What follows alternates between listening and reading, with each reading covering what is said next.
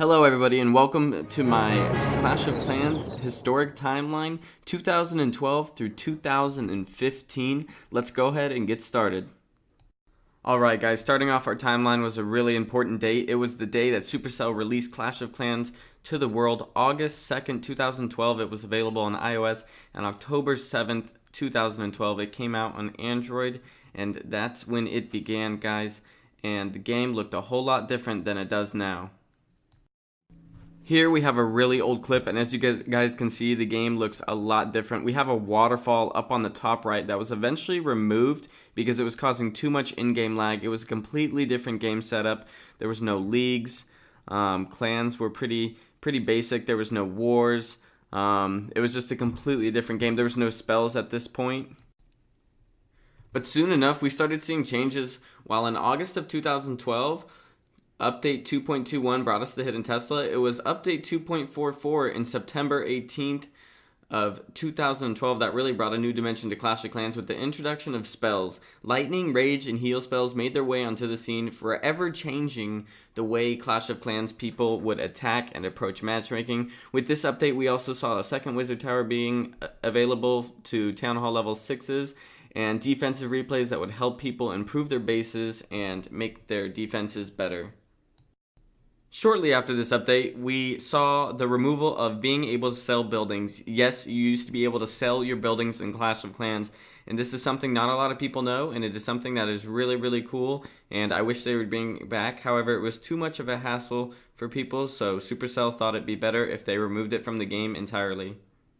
At the same time of the removal of the sell option, Supercell released their first ever seasonal event of Halloween Extravaganza, which introduced the pumpkin bomb and seasonal trees as well as objects around your base. This update also consisted of a Town Hall level 9 being added into the game. At one point, there was not a Town Hall level 9. That is crazy. We also saw the introduction of the Expo, a crazy defense that we all know and love today, as well as the jump spell, which is very underutilized by people. Some high level players use it today, but back then it was super duper fun to have that spell. And yes, shortly after the fall update, we saw the winter update on November 19th, 2012, which brought along with it a whole bunch of goodies. We have the 2012 Christmas tree, the Santa surprise, which a lot of people don't know about and is really interesting, as well as the Santa strike. Now, the Santa surprise was an issue because it took 25 hours to make, but it did 1,500 damage. Now, at this time, a maxed Town Hall level 9 had 4,200 hit points. They had just upped it to that amount in the same update. So what players were doing and abusing it, they were gemming 3 Santa spells and then our Santa surprises and going into matchmaking and dropping those Santa surprises onto the Town Hall and actually destroying it and climbing up really fast. That's probably why we haven't seen the spell again. But really interesting. I do have a clip of the spell being used, and I will show you guys that now. Spell, here it goes. Ready? I gotta see this. Oh, it's Santa! That's pretty badass. Oh my god, that was cool. This was a really awesome time for Clash of Clans, and this update brought a whole bunch of great stuff, including defending clan castle troops learned how to jump over walls just like villagers do, which is pretty hilarious, as well as leaderboards being updated daily for people who came in, and it was just a really good time for Clash of Clans. The next major update, with the ending of the winter update, came in January 10th, 2013 with the introduction of new resources and new heroes. Dark Elixir hit the scene and heroes were thereby secured. I do have a clip of right when it came out. I apologize for how tired and pretty much lazy I sounded during the video, but I hope you guys enjoy it, and I'll be playing that in a second. The Dark Elixir had came out, so they released the Dark Elixir drills, and there was just a whole bunch of upgrade. There was a second Expo was added, and there was 2 new levels of walls that were added, the Spikes of Pain and the Flaming Magma. That's actually the names of the walls, and here's the clip for you guys. I apologize for my quietness. But yeah, like I said, they have these new walls, which I'll show you here. And they're up to 1 or 2 million a piece, which is ridiculous. They're awesome looking. But 1 to 2 million a piece. And then these Archer Kings and Queens which you can get all the way up to level 30. It's funny how they say 30 right next to it, and then when you click it, it says level 1. And this is the #1 player in the world right here. So they added that, and then they added these dark elixir things. These heroes were considered much stronger than today's heroes. They did not have abilities, however, they were a lot more damaging and a lot more tanky, so many people considered these to be a lot more powerful heroes. Moving down the timeline a little bit, we saw the introductions of leagues in April 2013, which was a great advantage for any players looking for a little bit of competitive edge, and it was very prestigious if you made it up into champions during this time, as well as the player loot bonuses weren't bad either.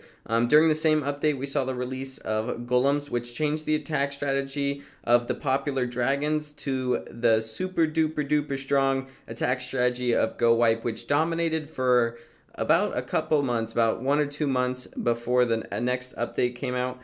During the same update, we saw the changes of the Wall Breakers UI. A lot of bases back then used to have these spikes on the outside, and the Wall Breakers were head towards that. Well, the new UI skipped those spikes and went straight for the goods. So overall, I think this was a really good update for Clash of Clans, especially the Wall Breakers. And later on, the Wall Breakers would end up being changed from 1 housing space to 2 housing space. Now, shortly after the introductions of leagues, on May 23rd, 2013, the Town Hall level 10 was available, and this was the same day George Yao got it. He gemmed it up, and this was his base at the time. He was miles ahead of everybody else. Inferno Tower had just came out, and as you guys can see, P.E.K.K.A.s looked a whole lot different than they do today. They had changed the animations on that. They had already changed the dragon animations now, and they had just released the level 4 dragon, as you guys can see right there. So really, really sick. And it was really, really funny seeing the bases that worked at the time compared to now. As you can see, he's got his Town Hall in the center, and everything else is pretty much on the outside. Besides that, besides his Expo, he's got 1 Inferno Tower in the center. So I don't think there was 2 at this time, but I'm not completely sure about that.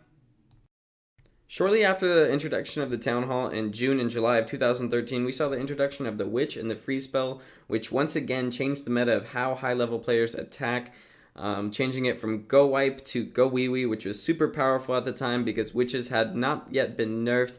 They had a lot longer range than they do now. I'm going to show you guys a clip of that right here. But here comes the witches. Look at them summoning their undead minions, and those minions are actually pretty strong. In numbers, they do damage. I only had 2 in my last video, so I was like, weak. But now I have 11 of them, and they actually did good. I think the strategy is going to be summon your golem and just put a bunch of witches behind them, and you don't even need anything else. It's witches, wall breakers, and golems. That's the new attack. You got the I guess it would be the go wab. I don't know, the go wiwa attack. Got the golems, witches, and wall breakers. The go wawi, the golem, wall breakers, and witches. I think that's gonna be the new attack strategy, you guys. I'll have to release a video like that, just messing around, but we'll have to see the go wawi attack strategy. But look at these minions. They're taking out the Town Hall, you guys. I can't believe that. And what's cool about those little minions, guys, is they actually distract the higher level defenses like that Expo and Inferno Tower. They cause a distraction while the witches just keep sending in hordes and my Archer Queen's doing work. If I had wizards or a dragon or something, it'd be a lot different, you know. But look at, they just keep coming. Where are they coming from? They took out that building. They're going to destroy those walls in a second. These witches are actually awesome, you guys, and I recommend everybody get them. They're really expensive, though. They're 250 Dark Elixir, which is going to just eat up Dark Elixir, and I guess it's good. We ended up going on to 3-star that base, which I'm sure you could do with today's witches. However, the old witches were miles ahead of the witches today in terms of strength, I believe, and in comparison, the other witches just would have absolutely dominated the ones that we have today.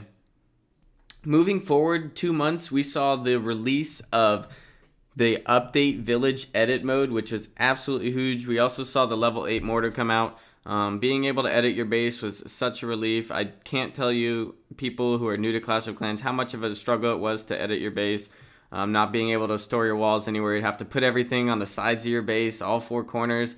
and then make it. Just having this edit mode was just like completely revolutionary, and it was like amazing. I was so excited. Everyone was so excited.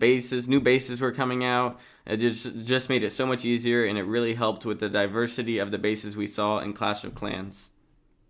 To ring in 2014, we saw the introduction of hero abilities, Royal Cloak for the Queen, as well as Iron Fist for the King. Now, this left many Clash of Clans players upset with the new way it was. Many considered it a nerf. Was a huge debate on it. A lot of top players quit. I do have a clip of when this first came out. I used my abilities wrong. I apologize, Forefront, but this is just the day they came out. Put down my king and put down his Iron Fist. Yeah, he has a rage spell around him, so that's pretty cool. You just got to make sure that your archers are around there. So I'm going to unlock that one. Oh, I need to put down my wall breakers. That's what. During the same update, we also saw the release of the gem box, as well as a lot of other tweaks to the way gameplay goes. You had the level 6 minions that had just came out. You had level 5 free spells that had just came out. Valkyries got a huge buff, having their hit points increased by 20% at all levels. And Hog Riders got their costs increased by 30% at all levels. Rage spells, however, got hit pretty hard, with level 5s going from 80% to 70%. And free spells also receiving a buff, getting decreased cost from level 3 and 4, which is pretty cool. And P.E.K.K.A.'s also got a huge buff, so this changed a lot of the combat dynamics. The next really big update that came out was Clown Wars. This was announced on April 1st. We had Bozo the Barbarian, and we also had Lulu the Archer Clown. This was a huge update, and it was what everyone was excited for, and it was also an April Fool's joke by Supercell. The real update was Clan Wars. Now, a lot of people wondered why the game was called Clash of Clans when you didn't really go against other people's clans. And so this update really gave validation to the name Clash of Clans, and it was a great and fun way for people to have new places to attack, and it's constantly ever changing. I think this is one of the things in the game right now that keeps a lot of people playing the game, and I also think this was one of the best updates that Clash of Clans ever did. And they've made a lot of upgrades to it since, and it is just my personal favorite update they've ever done. The next major update we would see would be in September 16th of 2014 with the introduction of the Lava Hound. Many people had wondered when a new troop had come out, and it had finally arrived. The Lava Hound is a beast. They did amazing sneak peeks up to it, and this shifted the meta for top level players, and to this day, Lava Hounds are still considered one of the strongest attack strategies as well, with the balloons. So yeah, they're super duper strong. This was a great addition to the game. Lava Hounds might be a little OP in my opinion, so hopefully someday they release something to kind of combat them, as the air bombs and the air traps I don't think are sufficient enough to take them out. So we'll see in the future, but this was a great update by Supercell. Since the introduction of the Lava Hound, we haven't really seen any more major updates, and one can only speculate at what might be coming. My hopes are for a Town Hall level 11, or maybe a new mode of play. Who knows what they can come up with. Oh, and Chief Pat really wants more single player maps, by the way. I'm sure I missed out on some updates, and you guys feel were just as important. However, I feel these were most significant in my Clash of Clans career. Moving forward, guys, I want to go over some player achievements that people have done inside the game since I've been watching. Alright guys, so I'm going to be talking about a few players' records. If you guys want the full rundown, you guys can head over to the link I'm going to put down in the description down below. There's actually a Hall of Fame where you can view all these records, but I'm just going to talk about the ones that I remember the most. Alright guys, first up we have George Yao. Without a doubt, probably one of the most famous Clash of Clans player all times. He was the first to hit 4,000 trophies. He was the longest holder of first place in Clash of Clans. Millions of people have seen this guy. I remember following him. Everything he did was just crazy, and I actually met him in London. He's really a cool guy, and he is probably one of my idols for Clash of Clans. I don't know if I could play for that long, but this guy was freaking amazing at it while he did play it, and he has been spotted playing some as of late. Next up, we have Pelican Tacos. Now, I've watched this guy for a really long time. He is really interesting. He made a Town Hall level 2, and he wanted to get it to Champions. I wasn't able to find a picture of him up at his record, which is 3,016 on the wiki. It says 3,006, which is not correct. I've seen him at 3,016, which for a Town Hall level 2, that's so hard. Your base is getting destroyed every time you log off. You have to gain so much. You have to find Town Hall snipes, and it's a struggle to kill those Town Halls. A really crazy player and a really amazing goal. That guy's just awesome. Alright guys, next up we have Brandon. This guy just came out of nowhere and he holds so many records. He's the Town Hall Terminator, first player to destroy 10,000 Town Halls. He achieved that on the 5th of December of 2013. Multiplayer Madness, first player to win 20,000 multiplayer battles. Multiplayer Legend, he was the first player to win 50,000 battles. He achieved that 6 months after he did the 20,000, which is absolutely crazy. He holds the record for first player to achieve 10,000 heroic heist, which I believe is of Dark Elixir, and he is the first player to reach 20 million, which he did about a year later. So that is absolutely crazy. He holds more records too. Highest attacks won per season. He won 25,000 attacks in one season. He was the first player to level 300. Absolutely crazy. Most Town Halls destroyed, most multiplayer battles won, most total capacity donated. He's donated 3.8 million troops. Can you imagine doing that? And this guy's just a beast. He came out of nowhere, and he's maxed out completely on the game, so good for him. And of course, there's so many other players I could mention. However, for the sake of the video, I don't want to include all of them. If you want to check out more, guys, there'll be a link in the description.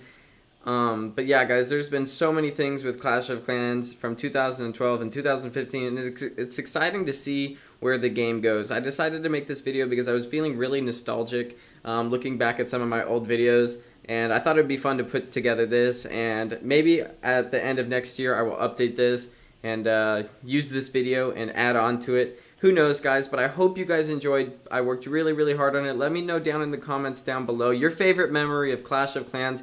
And guys, I'm going to be shooting for a lot. Let's see if we can get 1,000 likes on this video. Thank you so much for tuning in. If you guys are just now stopping by, subscribe for more Clash of Clans content and other mobile games as well. And you guys like, comment, subscribe, and take it easy.